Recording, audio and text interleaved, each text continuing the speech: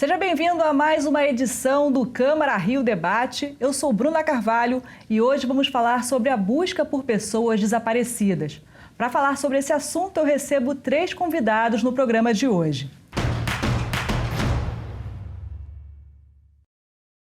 Eu começo as apresentações com a Jovita Belfort, responsável pela Superintendência de Prevenção e Enfrentamento ao Desaparecimento de Pessoas e Acesso à Documentação Básica da Secretaria de Desenvolvimento Social e Direitos Humanos do Estado. Seja bem-vinda. Oi, Bruna. Obrigada pelo convite. Recebo também aqui o Renato Almeida, que é presidente e coordenador geral do Disque Denúncia. Seja muito bem-vindo. Obrigado, Bruna. Obrigado pelo convite.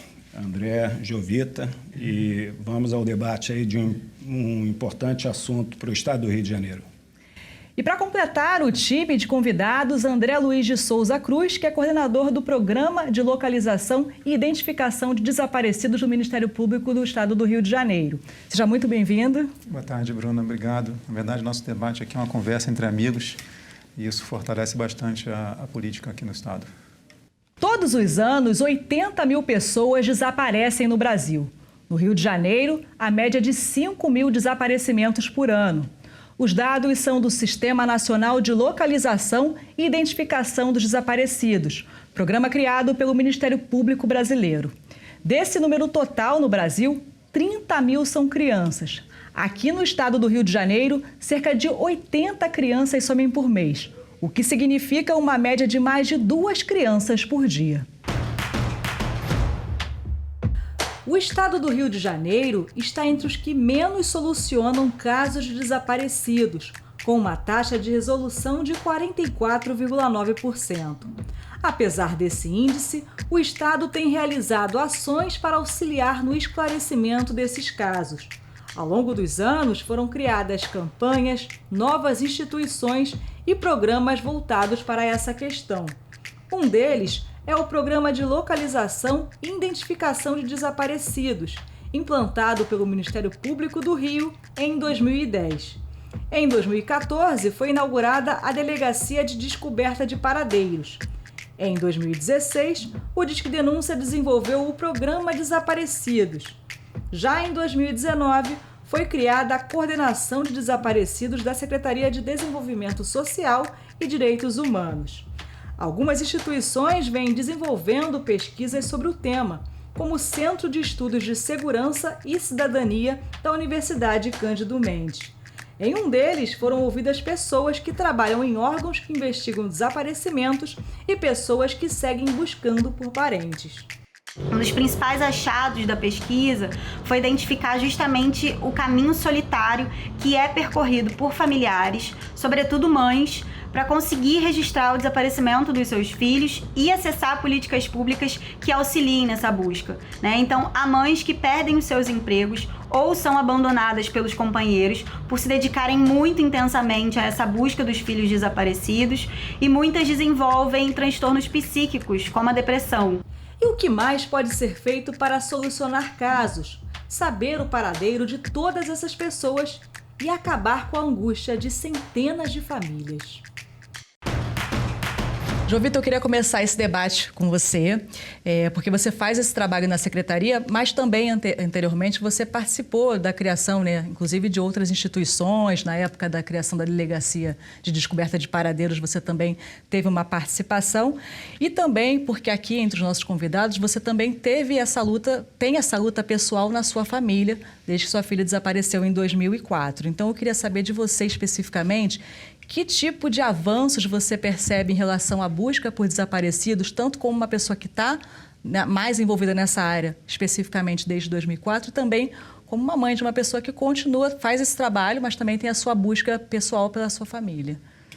O que acontece? Em 2004, não existia nada no Rio de Janeiro. Eu fui, inclusive, a São Paulo buscar orientação numa ONG de mães.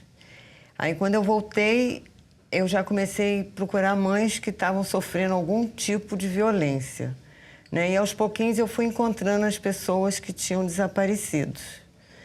E, dali, a gente fazia manifestações, encontros, e até que começou a surgir ONGs também aqui no Rio de Janeiro de familiares ajudando pessoas desaparecidas, né? Então, isso foi já um ganho muito grande. Mas faltava alguma coisa ainda muito grande, que era a Delegacia de Desaparecidos especializada. Porque no Rio de Janeiro era dentro do homicídio, e isso abalava muito as mães. Entrar dentro de uma delegacia de homicídios, sendo que você tem esperança ainda de encontrar seu ser que você está procurando vivo, né? Então, dali, eu junto com o meu Rio de Paz, a gente começou uma campanha para ter a Delegacia de Desaparecidos. E, graças a Deus, foi muito bem sucedido, levou um tempo, mas saiu.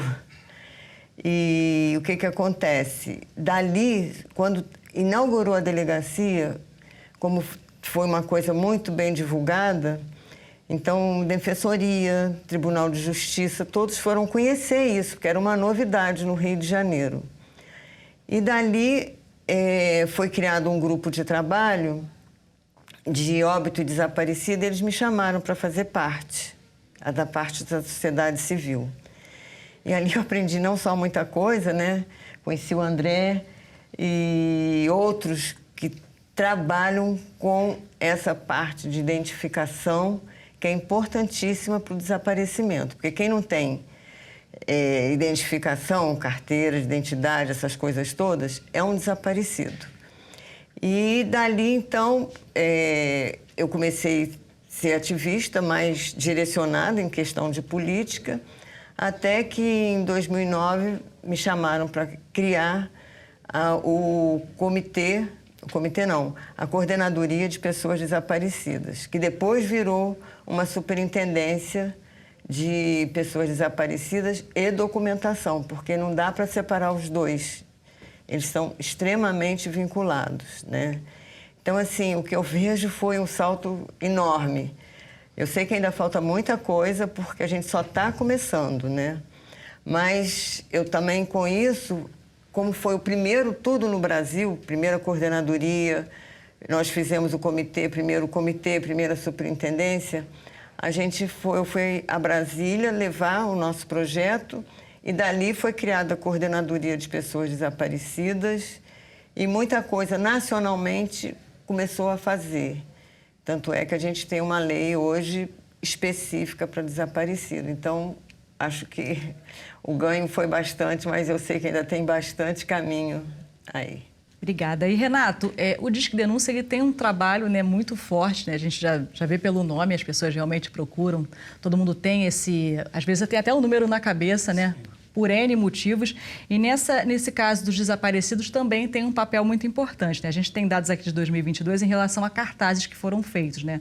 233 cartazes, e a gente tem 112, quase metade de pessoas que foram localizadas com vida, infelizmente 9 sem vida, mas de certa forma trouxeram uma certa resposta a partir dessa ideia, desse conceito de fazer cartazes, que a gente vê até para outros motivos, né? Também ajudar a elucidar crimes, enfim. Então, tem essa participação muito ativa da população. Eu queria saber como é que é feito esse trabalho de parceria, né? A gente imagina que vocês recebem a ligação, como é que é feita essa parceria com os outros órgãos, nesse caso, de pessoas desaparecidas? Tá, Bruna, primeiro é só explicar, né? O programa Desaparecidos, ele é um programa do Instituto Move Rio, né, que é o coordenador do Disque Denúncia aqui no Rio de Janeiro, e que foi criado em 1995, e logo após, né, a solução dos sequestros, né, no estado do Rio de Janeiro, o Disque Denúncia ele teve que fazer várias inovações, né, o que nós vamos fazer a partir de então. Com isso, novos programas foram criados, né, o Procurados, o Linha Verde, e o Desaparecidos foi criado em 2016, junto a uma parceria com o Ministério Público, com a Secretaria de Direitos Humanos.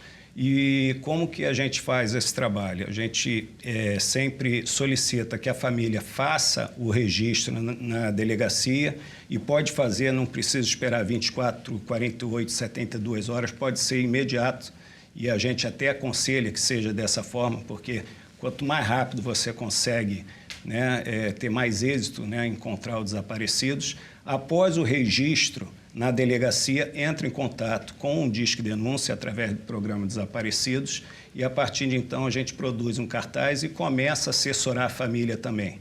Nesse momento, começa junto uma parceria com o Ministério Público, onde já entra, né, no sistema do PLID ou do Sinalid, e a partir de então a gente já começa a busca desse ente desaparecido. E, André, no caso assim, do Ministério Público, como é que funciona essa integração aqui no Rio de Janeiro, até com outros estados? Porque a gente sabe que tem muitos desaparecidos, né, que inicialmente estão aqui e daqui a pouco a família recebe informações que estão em outro estado, né, bem diferente da sua origem, ou então viram indo para uma rodoviária. Como é que vocês fazem esse trabalho? Como é que faz esse tipo de integração? Bom, Bruno, acho que assim, a palavra integração é a palavra mais feliz que tem dentro do problema do desaparecimento, é essa questão da integração. Assim, isso é fundamental. O Renato falando aqui, fazendo a referência aqui para a gente. E aí vou pegar aqui um caso concreto, que você falou de fora do estado, né? Quer dizer, o Disque Denúncia ajudou a achar uma menina que estava desaparecida aqui no Rio de Janeiro, no Peru, a partir de um cartaz. Então, assim, essas iniciativas, elas são fundamentais. Nós precisamos tentar otimizar o trabalho, né? Então, você falou de números aí que são números pandêmicos, né? O Brasil tem uma quantidade de pessoas desaparecidas muito grande e o esforço é muito grande para localizar essas pessoas. Então, esse trabalho conjunto, né, cada um dentro de um segmento em que se especializou, né, quer dizer, no caso de Disque Denúncia, o Ministério Público não tem capacidade de gerenciar, né, esse tipo de atuação que o Disque Denúncia faz. Então, esse tipo de parceria é fundamental para isso. O que nós entendemos ao longo do tempo, e aí Jovita participou da criação do Programa de Localização e Identificação de Desaparecidos, e é um pouco reflexo do que ela falou, né? Então, assim, você tem o caso individual, mas nós precisávamos entender a coisa no nível macro. Como entender o problema do desaparecimento num país do tamanho do Brasil, e com muitas nuances, né? Quer dizer, as circunstâncias são muito variadas, as pessoas são muito variadas, então você tem circunstâncias muito complexas. E ao longo do tempo, o Ministério Público criou em 2010 esse programa aqui no Rio de Janeiro. Em 2017, nós conseguimos, via Conselho Nacional do Ministério Público, estabelecer uma relação com todos os ministérios públicos do país para criar um sistema nacional que era uma deficiência.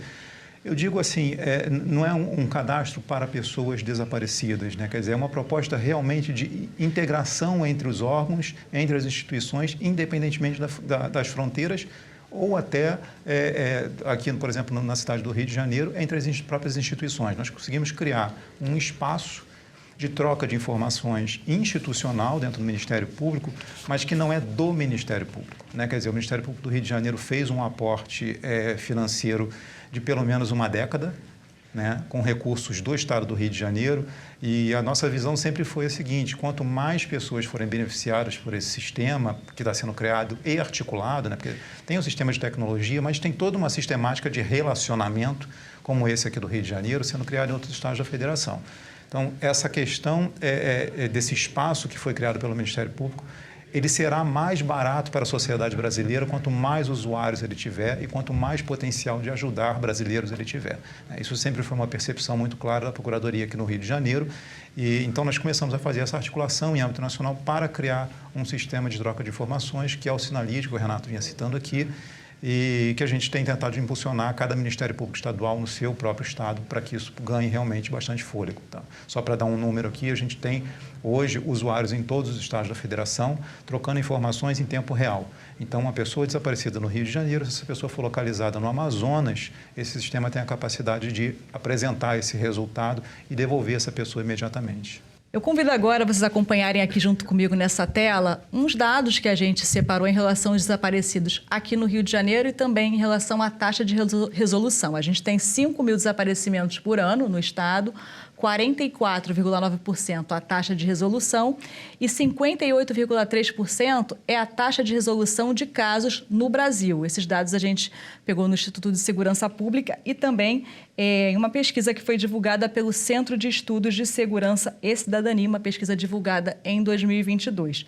E para comentar especificamente esses dados, eu queria falar justamente com o André, porque você estava falando dessa identificação desses desaparecidos, e isso também é algo que auxilia nessa taxa de resolução dos casos, né? Isso está diretamente ligado quando consegue também se identificar essas pessoas. Perfeito. Essa é uma grande dificuldade. A Jovita falava da questão da documentação, né? Quer dizer, assim, uma pessoa indocumentada, a gente tem uma dificuldade, o nível de localização, a possibilidade de localização dessa pessoa é mais restrito, né? Quer dizer, nós temos uma dificuldade muito maior, né? Sem saber quem é essa pessoa. E de qualquer maneira, assim, esses casos de desaparecimento, nós temos um para cada família. E para aquela família, um caso é 100%. Mas não precisamos olhar o todo. Né? Assim, nós precisamos identificar quem é esse todo, né? Quer dizer, essa elucidação, o que tem dentro dela. Né? Nós agora, recentemente, fizemos uma publicação no Sistema Nacional e a pergunta era assim, o que acontece quando uma pessoa desaparece?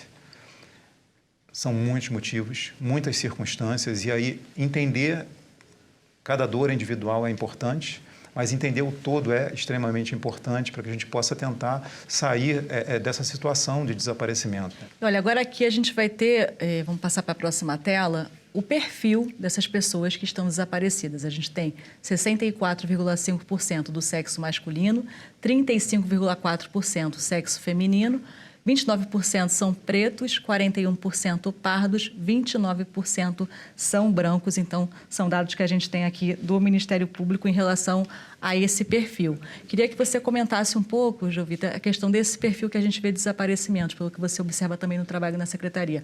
A gente tem, de fato, é uma sensação que a gente tem em relação a serem mais homens, né? Você, durante esse trabalho, o que você observa, assim, desses perfis? Normalmente é mais homens mesmo, né? Tem muitos casos de vulnerabilidade, mas também não fica só aí, entendeu?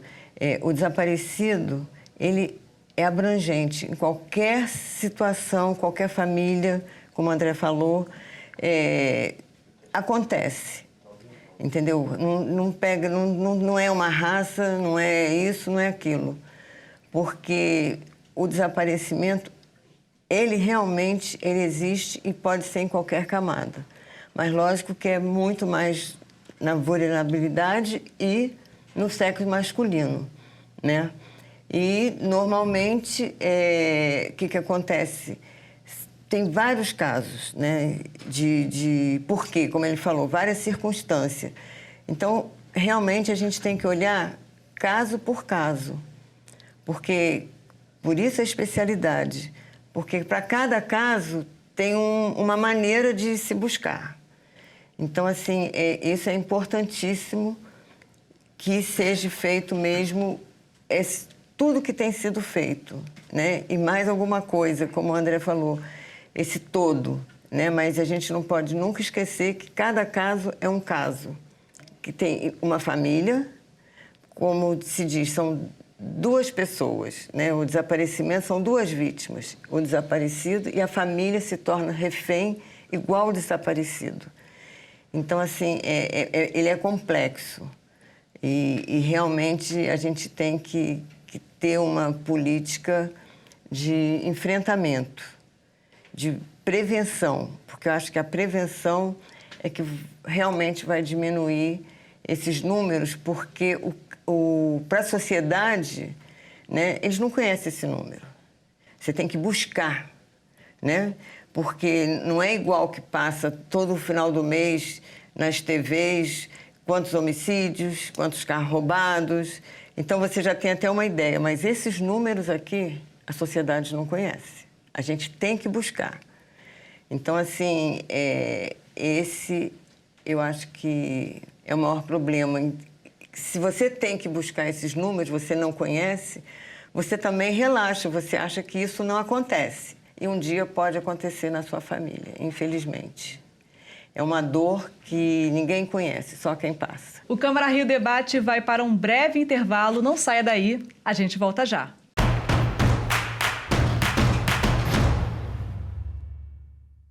O Câmara Rio Debate está de volta, hoje falando sobre pessoas desaparecidas. São muitas histórias de pessoas que buscam por familiares que sumiram. Em muitos casos, essas pessoas tinham ido para locais próximos de casa. Caso da Luciane Torres da Silva, que desapareceu em 2009 em Campo Grande. Vamos ouvir o depoimento da Luciane Torres, que é mãe dela. Foi um domingo pela manhã, ela não tinha o hábito de ir na padaria. E aí, quando eu falei, eu vou na padaria, ela pediu para que ela fosse no meu lugar. Tomou banho, se arrumou e saiu. Como a padaria era muito próxima, eu achei que ela estava demorando demais. E aí eu pedi minha filha para me dar o meu neto e ir procurar ela. A minha filha foi de bicicleta Quando voltou, veio com a mãe, olha, a gente já procurou com as amigas e as meninas viram ela passando, mas ela não apareceu na padaria. Houve uma busca pelo Corpo de Bombeiro de Campo Grande, que é o último lugar que viram ela, com um homem que levou ela de bicicleta, porque chegou essa notícia também pra gente. Aí no início você não quer beber água, você não quer comer, você não quer tomar banho, você não quer fazer nada, você só quer dormir, acordar e ver que aquilo foi um pesadelo. E assim eu fazia. A Helena entrou na minha casa, sentou na beira da minha cama e falou, você só tem 2 caminhos. Ou você se entrega e morre, ou você luta pela sua filha, porque ninguém vai fazer isso. Então levanta, porque pela sua filha você não tem o direito de ficar deprimida. Eu digo até para as mães, a voz do seu desaparecido é você, a voz dela sou eu. Jovita, essa mãe que a gente acompanhou o depoimento, é um caso que a gente costuma mesmo ouvir, a gente já tinha sinalizado isso antes, de pessoas que os filhos desaparecem em questão de minutos, em locais próximos de casa. Você identifica que a maioria dos casos que chegam para vocês são assim? Você acha que talvez as pessoas fiquem um pouco mais confortáveis no caso de crianças, a criança dizer, eu só vou ali na casa de um vizinho, algo poucos metros, algo que dá uma sensação de que vai ser um percurso tranquilo, sem perigo, talvez? Isso acontece bastante, né? Atualmente, até brincando na porta de casa, a gente já teve caso da criança ser subtraída. Então, assim, isso acontece bastante. Infelizmente, eu pude brincar muito na rua e eu acho que cada vez mais isso realmente vai ficar cada vez mais difícil, porque existem muitos casos assim. E a nossa realidade, as mães hoje estão muito trabalhando fora, né? Às vezes uma criança um pouco maior cuida do menor, né? Principalmente na vulnerabilidade você tem essa questão. Então, assim, você realmente, essa questão de criança... E fora hoje que a gente tem, que criança também tem tablet, criança tem celular, né? A gente acabou de ver um caso que a menina de 10 anos já tinha contato com, supostamente, uma outra criança, mas não era uma criança, era um homem de 25 anos, né? Então, assim, essa questão hoje, eu acho que é fundamental também olhar o seu filho nas redes sociais. E tem muitos o jeito de você ver o que seu filho está fazendo, né? E dialogar, né? Eu acho que, infelizmente, com esses telefones e tudo, acho que o diálogo entre os familiares também está faltando. E a gente tem os casos piores, que são a pedofilia, estupro, né? E uma das coisas que eu sempre notei com os casos que chegam assim muito para a gente, quando é essa questão de estupro, pedofilia, a criança, essas pessoas que fazem isso acabam matando as crianças. Por isso também o índice é bem grande de morte quando é feito por isso é muito sério o desaparecimento. Não é só assim, foi ali e desapareceu. Vai voltar daqui a um dia, 2 dias, não. A gente tem casos muito tristes mesmo com criança, infelizmente. E, André, existem diferentes tipos assim de desaparecimentos, né? Em que tipos tem uma participação direta do Ministério Público e qual é a função justamente do programa, como é que ele favorece, né, auxilia esse tipo de investigação? Uma linha bastante geral, você vai ter aquele desaparecimento que aconteceu voluntariamente, né? E aí vamos excluir aqui, obviamente, as crianças e adolescentes, né? Essa pessoa tem que ter capacidade de fazer, de se autodeterminar e sair de casa, né? As pessoas adultas podem. Crianças, é óbvio que a gente tem que considerar a hipótese de não, né? A gente tem esses desaparecimentos forçados, que são desaparecimentos provocados contra a vontade da pessoa. O Jovita estava citando agora essa situação, que são as situações de violência, né? Quer dizer, esse relato que nós ouvimos agora, ele me reporta exatamente aquela situação que eu comentei anteriormente, de casos em que nós nunca mais tivemos nenhuma notícia. Assim, eu costumo dizer que desaparecimento é só uma palavra, né? Quer dizer, ele é uma classe que existe, mas ele não existe no mundo real, porque todos nós, né, nós não desaparecemos, ninguém aqui é capaz de desaparecer, né? A gente não sabe o que aconteceu. E aí fica essa pergunta, né, assim, mas não é possível que eu não consiga encontrar nenhum vestígio, Por exemplo, no caso dessa senhora, nenhum, absolutamente nada. 30 anos depois, ninguém conseguiu encontrar absolutamente nada, né? Então, a gente faz esse mapeamento, quer dizer, o Ministério Público ele não segrega essas questões, né? Nós avaliamos questão a questão. Então, você vai ter os desaparecimentos, por exemplo, relacionados a pessoas com problemas psiquiátricos, com índices relativamente altos, tá? Eu diria que esses índices também são alarmantes, né? Então, a gente, quando olha para o dado do Brasil, o principal fator de desaparecimento relatado pelas famílias são problemas psiquiátricos, tá? Mas você começa a ter conflitos familiares, você começa a ter uma série de outros fatores e o fator violência, aqui no Rio de Janeiro, ele aparece um pouco mais do que em outros estados, tá? Assim, o Ministério Público ele atua, no caso do programa, em todos esses segmentos, tá? A gente, de fato, tem por propósito, dentro daquilo que a gente consegue analisar, né? Quer dizer, a investigação policial é um caminho e ele tem que ser seguido, né? Quer dizer, a gente dá suporte para as investigações policiais com informação, enfim, com troca, mas a nossa perspectiva, de fato, é que a gente consiga, eu vou dizer, fatiar tanto esse problema que a gente consiga melhor aproveitar a força policial. A força policial hoje ela é super sobrecarregada, né? Quer dizer, uma delegacia especializada na capital para 5.000, 4.000 e poucos desaparecimentos ano. É o que a gente fala aqui, né, com a criação do desaparecido junto com o Ministério Público. Quando tem integração, a gente começa a mobilizar, né, a população, primeiro a conscientizar, explicar, né, temos 3 tipos, né, de desaparecimento. É o voluntário, quando efetivamente a pessoa, né, quer sair de casa por algum motivo, o involuntário, por uma grande parte problema psiquiátrico, né, e o forçado, né, que é a violência em si. Então, por exemplo, dentro dali do número de 5.000 desaparecidos no Rio de Janeiro, cartazes nós preparamos em torno de 299 cartazes, ou seja, a gente está falando de 5% desse total. Então, ou seja, quanto mais a gente conseguir divulgar para a população que existe um canal para que a família faça, né, nesse momento o que eu tenho que fazer é entrar em contato, né, fazer o registro, entrar em contato com o Disque Denúncia através de desaparecidos e a partir de então a gente prepara o cartaz junto com o Ministério Público, com a Secretaria de Direitos Humanos e a delegacia, né, a DDPA, então, ou seja, é uma integração. E o que o André falou aqui sobre hospitais é exatamente, né, ou seja, como é que um hospital chegou uma pessoa desaparecida, o que eu faço?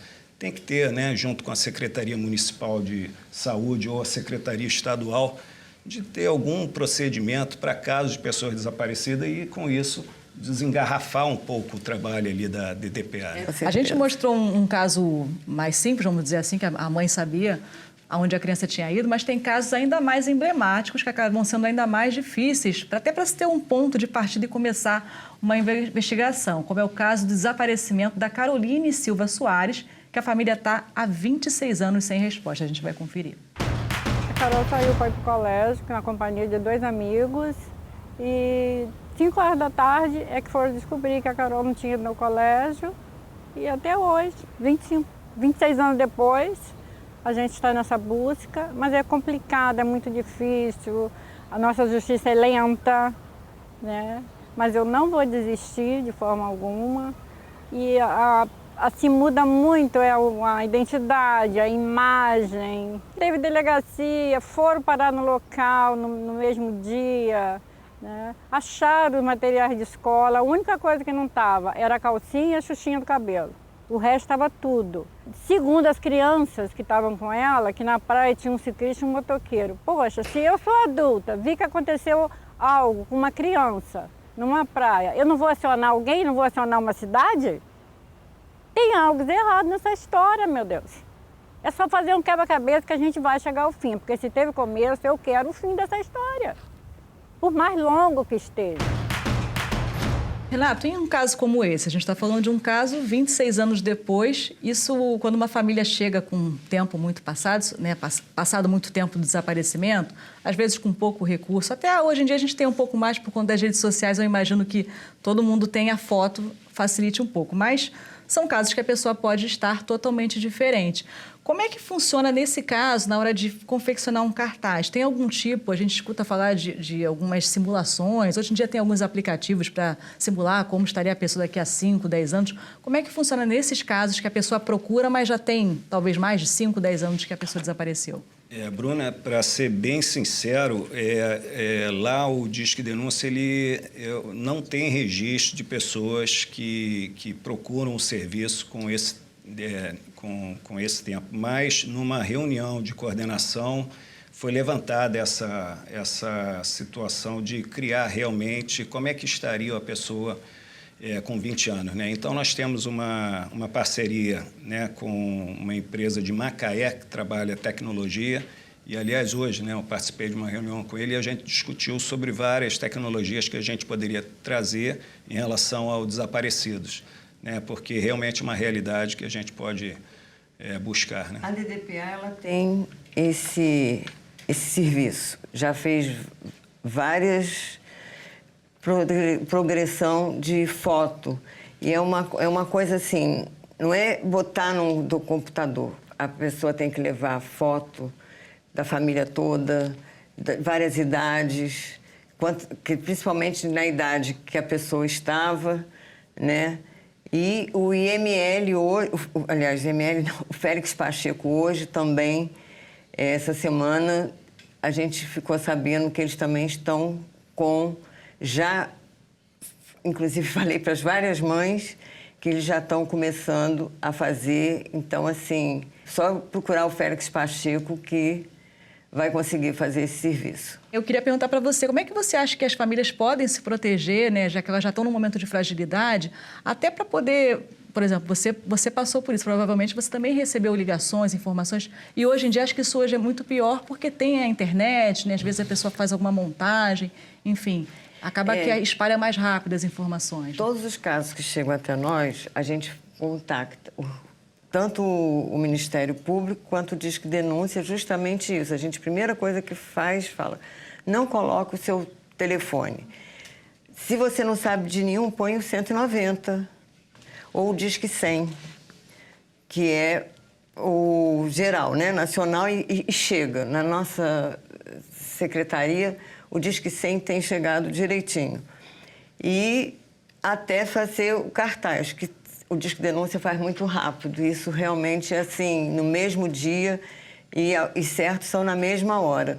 Justamente por causa disso. A gente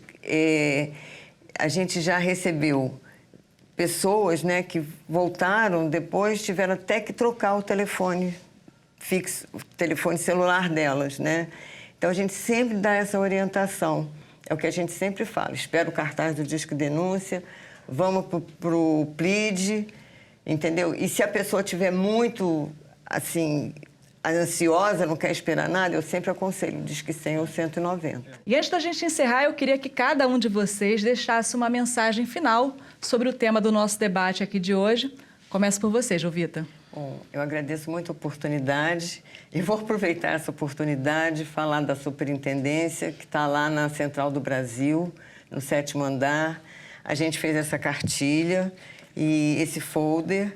As pessoas podem ir lá. Lá a gente também tem psicólogos também para atender os familiares e a parte de assistência social. E temos o Disque Cidadania e Direitos Humanos, que é o 0800 023 4567. Então, é muito fácil guardar e tomem cuidado. Façam somente o cartaz pelo Disque Denúncia, porque vocês vão ter menos problema, menos dor de cabeça, porque é muito difícil isso tudo. E nós estamos lá para atender todos os públicos. Tá bom? Obrigada. Agora, Renato. Ok, Bruna, queria agradecer a oportunidade, né, do Instituto Move Rio poder falar um pouco do programa Desaparecidos e espero que chegue, né, à população, que eles tenham uma ferramenta para ajudar, né, as pessoas que têm um ente desaparecido nesse momento de fragilidade e coloco totalmente à disposição o programa, né, através do número 22531177, que é bem conhecido já do Estado do Rio de Janeiro, há 27 anos em funcionamento, E, como a Jovita falou, né, ter muita atenção, né, porque ninguém está livre desse fato acontecer, né, com ente ou com amigos próximos. E a Priscila foi o primeiro cartaz do Disque Denúncia. Verdade. Está lá na minha sala. É. Agora eu passo para você, André. Bom, agradecer a oportunidade de falar. O Ministério Público está à disposição da TV Câmara para falar sobre o assunto, da sociedade para tratar do problema. E queria deixar aqui uma mensagem para a população de que, assim, com todas as dificuldades, acho que o Poder Público no Estado do Rio de Janeiro tem feito o dever de casa, tem feito um esforço bastante grande, apesar das dificuldades, para resolver o problema e principalmente para encontrar uma solução final, não só para os casos individuais, mas para o problema em si, né? Quer dizer, esses alertas que foram feitos aqui por todos nós são extremamente importantes. Fiquem atentos, as questões das redes sociais hoje em dia são mais uma preocupação, né? Uma preocupação nova, recente, mas crescente com relação ao desaparecimento. E, enfim, eu fico à disposição para qualquer necessidade. Olha, foi um prazer conversar e debater sobre esse assunto com vocês. Eu agradeço a presença de todos vocês aqui no programa e muito obrigada a você também pela audiência. Você pode acompanhar o conteúdo deste programa e muitos outros nos podcasts da Câmara na sua plataforma de áudio favorita. Veja também outras notícias nas nossas redes sociais e em câmara.rio. O Câmara Rio Debate de hoje fica por aqui. Até a próxima. Tchau.